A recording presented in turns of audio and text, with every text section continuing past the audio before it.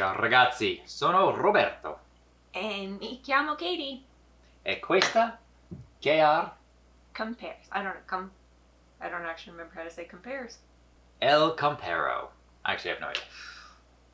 It's probably like comparare. No, because I don't know. Well, comprare is to buy. Yes. Pagare is to pay. Yes. So what did we buy and pay for? An orange. Because today we're doing something extremely Italian that Venetians love. Mm-hmm. And that is, we're going to test oranges. No, we are going to make some Aperol Spritzes. Whoa. Well, it's a good thing we have the ingredients then for Aperol Spritzes. I left the other ingredient over there. That's so I forgot to grab it. But what are we comparing Aperol Spritzes to? Other Aperol Spritzes. Yes. Whoa. Ones that you can just get at the store. Yeah, I guess that's a new thing. Because we're seeing a lot of them where it's like a grab and go and you'll have a cocktail. But they're probably crap. Probably. Here's the deal with these mixed things. As someone who used to bartend, and also someone... Look at how cute it looks. It is very cute. So, I mean, as someone who used to bartend and who appreciates a good drink, but like with any pre-made thing, it's going to be more expensive, and it's probably not going to be as good. Correct. So, I mean, we will see. If you're unsure, we will also have, after this video, coming up shortly will be a YouTube short about how to make a proper Aperol Spritz here, which we're going to do off-screen for the sake of this video. But really, we're just comparing this one off here. Like, I mean, same like they have one for Moscow Mules. They have one for like there's a few. There's a handful. I think there's like a margarita one. There's and then Cutwater has all their own mixes, which we the place actually one of the places I used to bartend. They actually just served Cutwater stuff, which it's crap. It's crap. It's so expensive for no reason. Like at bars, they charge you a whole bunch of money for no reason. But anyway, so I don't have high expectations for this. I mean, it's probably fine. I mean, it's how much can they mess up when it's really like three ingredients? Well, I mean, there was this one time we tried. You're gonna have to check out our eggnog episode up there to see how badly can someone screw up a drink like an eggnog. Oh boy! Well, where is this also from? Is this from the U.S.? Oh, that'd be really unfortunate if it was, actually. Probably is, though. Imported by Campari America, New York. New York contains sulfites. So maybe it is actually Italian? Possibly. I don't know. So, look, when it comes to Aperol, this is the only thing you get. This, I don't know if... Why does it have yellow number 6 in it and red 40? They probably all do. That's crazy. Yeah, this one has yellow 6 and red 40. Oh, okay. So, and that was actually, we mentioned this last time, that red 40 is actually allowed in the EU. People think it isn't, but clearly it is. This is an Italian product. Yeah. And this is the only, if there are other versions, you see Aperol, like, oh, it's Aperol. Yeah, but I mean, this is like, this is the Aperol one of the first and or only.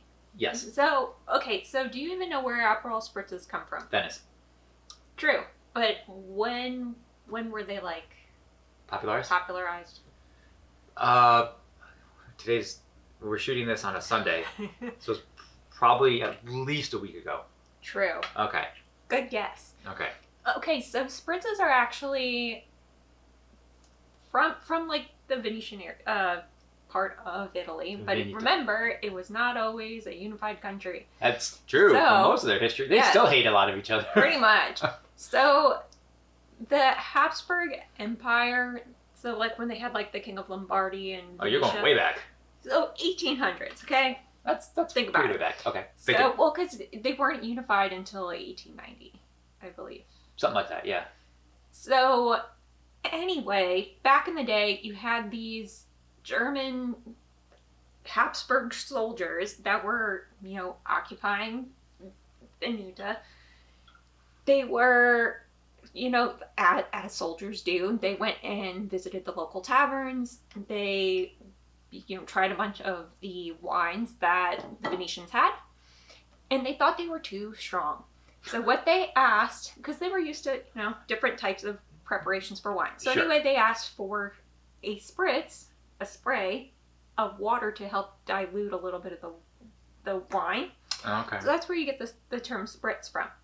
So for a very long time, it was just, like a wine-based cocktail. Later in like the 70s is when Prosecco, which is a sparkling wine as opposed to a still wine, became the standard for the drink. Other than that, 1919, as it says on here. Yeah, it says here 1919 Aperol came out. Yes. Okay. Is See, that it? which is interesting. So the spritz part of this is actually the carbonated water that we put into it. So Yes. that's actually your spritz into this. Generally, I think I go 2 parts of this, 1 part of this. You want to do a little orange peel. But with that entire story, all I'm hearing is that Italy has a history of having soldiers go into their country, say their food is too strong, and dilute it. Because what's another drink that comes from Italy that was diluted by soldiers? And that's named after the soldiers that were there. What? Americano. Oh, that makes sense. Yeah. 'Cause, yeah, Espresso was too stiff for most American palates, and so the Americano, which was literally espresso put into water to be more like coffee. So yeah, Italy's people come there and be like, yeah, this has too much flavor, and Italians are going like, again? What is wrong with you people? That's so sad. Yeah. Huh. Okay, so I mean, I have no expectations. I just like that it looks really cute. It is cute. All it asks for you to put in it is says ready to serve, chill, pour, share, and then I think they just say, hey, put some ice and like a little bit of orange, and you should be set. All right, well, let's give it a try. After this. So we've just made our Aperol Spritz. If you want to see that, how it's made, go check our shorts. But we also have this Aperol Spritz. Supposedly all it needs is ice and orange. Orange slice. Yes. How cute is that? It is super cute. You're really hopeful for this. You like how cute it is. I like fun size things. Now, this is extra. Very carbonated. This is a very carbonated drink. That's interesting. It's also a lot more. So there's actually a QR code on the back of the Aperol. I'll tell you exactly how much to use it. Now, I like a little bit stronger than the Aperol, but we went with the actual recipe, which is 2 parts Aperol to 3 parts Prosecco. So that's going to be 3 ounces Prosecco, 2 ounces of Aperol. That makes it a pretty hard drink. Mm-hmm. Really. This is not like... I think this one said it's 9% in the... So it's actually not as strong. Well, I imagine it's not as strong because it seems to have a lot more carbonation in it. Mm-hmm. You can see the bubbles. This one doesn't have... Well, also, you don't expect bubbles in this one because the spritz is done afterwards. Well, I mean, Prosecco is carbonated itself, but it's not crazy. It's true. That's true. Yeah, so this is interesting. It's very, very... And honestly, the color's about right. Yeah. And it does have a nice color to it. Which is funny. So on the back of the Aperol, it has a no, yes, no for how the color should be. It's true, yeah. It should look like this. So if you're colorblind, well, I guess I guess you can tell how dark it is, I assume. Maybe. Yeah. That's why you measure it out. So what do we know about this company? Nothing. I didn't even know what company it is. It's just says Aperol Spritz. Yeah, I don't know. It doesn't say anything. So is it the same company that does the Aperol? Oh man, if it is, that'd be amazing. Well, because look at the stuff, font. The font is actually looks the same. exactly the same. It could actually just be the same company, and they just made them themselves. Like, all right, you guys are screwing this up. Let's just make them for you. I'm willing to try. It's either that, or it's thinking that people want instant gratification. They want to just be able to grab and go. That's true. All right. Well, so this is the classic. Yes. Right here. So why not just start with that's classic? our control. Okay. I mean, it smells like orange, and I mean, it's going to smell like orange, but. No, it just smells like a nice summer. Yeah.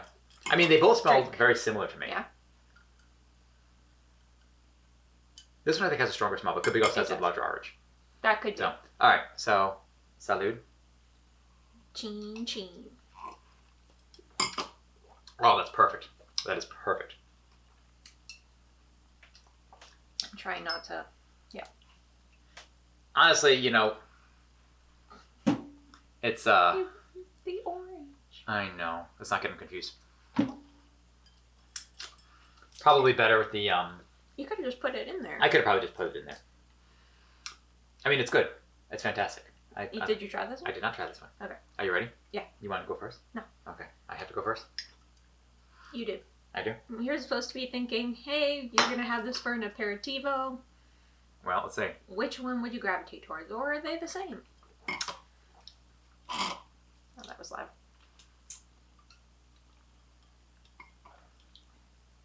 It's not bad. It's very close. It's actually got a little bit more Aperol in it. Yes. The mix is actually a little more, it's a little heavy. I actually think they don't follow the rules. I think they put a little too much Aperol in it. I would have done, and honestly, I don't taste... Well, because typically we do gravitate towards putting a little bit more of the Aperol, and Aperol is like a bitter. Yes, it is a bitter. Now, But do you like the level of carbonation? Yeah, It's not bad. it's a hint less sweet. Because I think the Prosecco, the Prosecco we get is a little on the sweeter side. Not sweet, but it's like a hint more sweet. Yeah. It is more carbonated, but it is also more bitter. I accept. Right? I accept. It's actually drinkable. I'm pleasantly surprised. I still think I would prefer like making it our own because then it's a little bit more customizable if you have someone who. We didn't record the prices of the ones we bought, did we? The Lamarck and the other stuff, did we? I don't think so. Because if we did, I could tell you how much it would cost about per glass to make. But even if it is a little bit, I don't think it would be more expensive because you get more out of it. Do you know how much the Spritz was? Pack. The 4-pack was? So we got a 4-pack of it, which gives you a decent drink size. Was it this one? No. I have so many of these Kroger receipts. Oh, so you didn't have it ready? No. Unprepared? I know. Unacceptable. Unacceptable. I don't know. Okay. I guarantee that making it yourself is going to be cheaper. It's still going to be cheaper in the long run because you're going to get more out of it. Yes. So for this is one drink. It only came in a 4-pack, okay? You can easily make probably twice as much with what you have for like... Oh, easily. Because again, if you're only using between 2 and 3 ounces of Prosecco at a time, like you have an entire bottle. No, it's true. So. Yeah, no, it's. I mean, the Prosecco is the one that you have to like use within a week or so because the bubbles will go away to get a little flat. Yeah. But mix it with the Aperol, it's still probably going to be fine. Top it with a bit of. I mean, in this we've had the sparkling water sitting around forever, and we only use just a little pour of this. Yeah. No, I mean I'm happy with it. And again, like, they say it's 3-2 is the ratio. You can always tell if you want a little more bitter, do a bit more Aperol. But what they're telling you is the standard, and that's important to know. Or if you're someone who needs a little bit more of the spritz, put in a little bit more of. Well, and it's important to know what the standard is, though. And if you're making someone a spritz, we made a spritz, but it's like this is not a spritz. It has to be like, it's my take on the spritz. All right, that's fine. But the thing that drives me nuts is when I go to a restaurant or a Starbucks to get a drink or any bar, like, this is our version of like an old fashioned. No, it's not. There is one singular recipe for an old fashioned. There is one. If I say I want a vodka martini straight up with a twist, there's one and only one recipe that you should be following, right? And it should be the same no matter what place you go to if they're using the same liquor. That's the point. And if you want to modify it from there, fine. Put that on your menu. It's like it's a little bit different. I That's mean, fine. like the whiskey bar that we go to. I mean, they point blank say like, no, this is. Like they have the standard, and then they have all of these variations. Exactly, and so that's the thing is there has to be a standard. So like when you say like when I get an Aperol Spritz, it should taste the same here as it does. Well, it's not gonna taste the same probably as in Italy, but I mean honestly, we're using Italian Prosecco, we're using the Italian Aperol, so it's gonna be pretty similar. Anyway, but so that's why we want to follow these rules as much as possible, and then modify them once you know what it's supposed to be like. That being said, this is acceptable. This is perfectly fine for me. So I mean, and I think. They're cute. They're on the go. I mean, all you need is some ice. Don't drink it from the bottle. Put it in a wine glass. Put it with a bunch of ice. You don't need the orange. You can forget the orange if you really want to. But I find the oranges add a little pizzazz, and you can add like a rim of the glass with it, and it's fine. Well, I mean, because you need the aromatics too. So. Do you have a preference for one or the other? No, I mean, I think maybe I'm just more used to us making it. Yeah. But I like that. No, I like it too. It's fine. I like that, like you said, it has a little bit more of the orangey flavor, so... So these are supposed to be boats, our little ice cubes are boats and whales, but they look like hats now. They do. Weird. Yeah. Anyway. Where can they find us? KR Compares at? You can find us on Instagram at KR Compares. You don't have to do that, so you can just Instagram. Short. Fine. Instagram. Yeah. Here. Yes. Instagram, YouTube, and our JP Post. Yes. And for the original Orlando at Twitch and TikTok. There you go. We're doing it nice and simple. I like it. Yeah. It's gonna take some getting used to. I mean, that's true. We did a whole year without it. Now you're making me like change up everything on the fly. I probably should have told you before we started filming. Whatever. Yeah. As you can see, we don't prep. We don't prep this at all.